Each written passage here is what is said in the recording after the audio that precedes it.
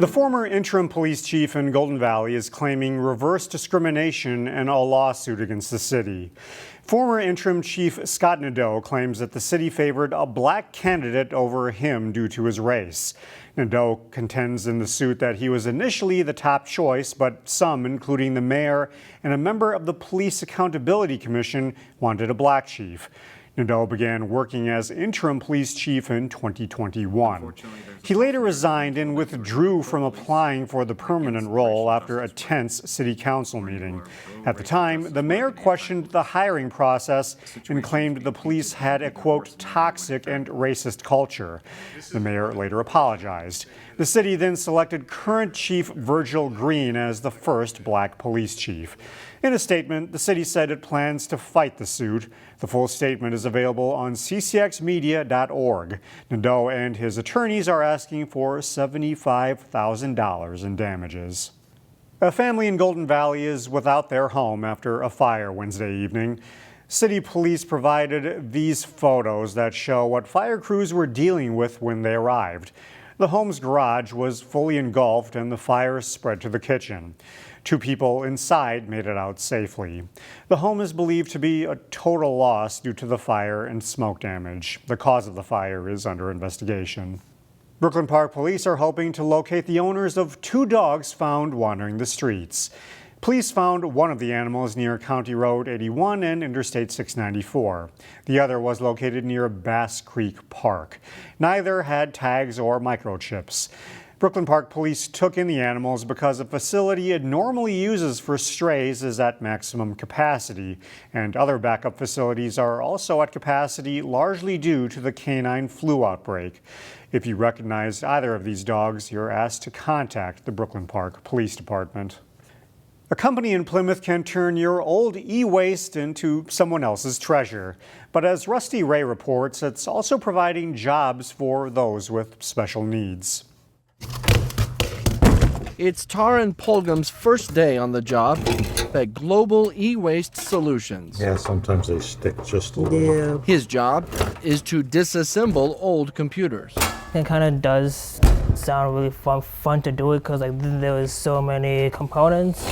You can get to find these different things in here so that you can easily find them, and then you can throw them away easily. So the company takes in old computers, modems, monitors, phones, you name it. Every form of electronics has data on it now.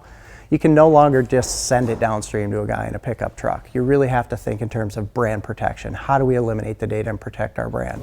The goal is to repurpose as much as possible. In this day and age, some components are becoming hard to find and difficult due to constraints just within the manufacturing process.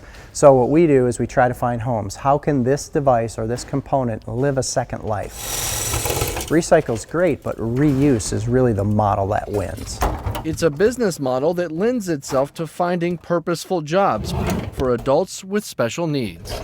How do we bring individuals into our organization and introduce them to a wide range of electronics to really find out what are they good at? How do we help discover these abilities and really enhance and nurture those abilities into full-time profession that they can be proud of? An opportunity to grow with a business that isn't going anywhere. In Plymouth, Rusty Ray, CCX News. Global E-Waste Solutions is located in a warehouse in Plymouth. The company handles thousands of pieces of electronic equipment a month. So far, it has hired 3 adults with special needs and with a grant, hopes to hire more soon. A new park is coming to Plymouth, and it will have some of the common amenities people have come to expect of new parks, such as trails and recreation areas. But the Meadows Park will also have a unique feature meant to cater to the city's growing diversity.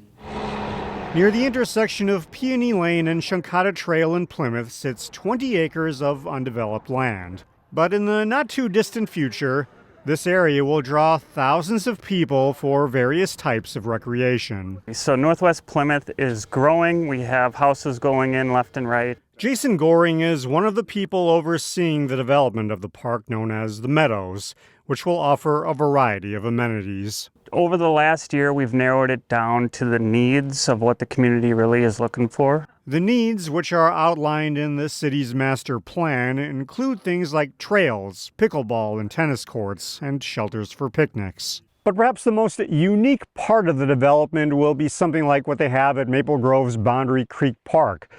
A rectangular strip surrounded by a massive circle, also known as a cricket pitch.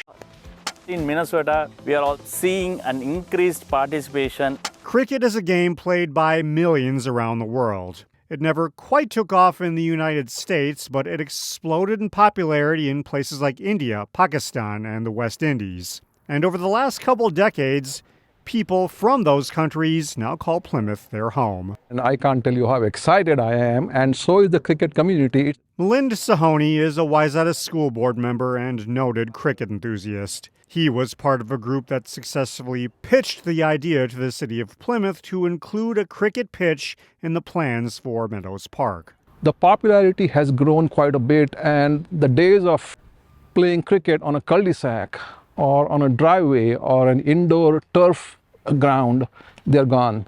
The project to develop the meadows is still about 2 years away from being complete. We are really excited for this field to go in. Until then, crews from the Parks and Rec Department will do their homework to make sure the cricket pitch meets their expectations. All in all, we feel confident in this field, and we feel good about it being one of the best cricket fields in Minnesota.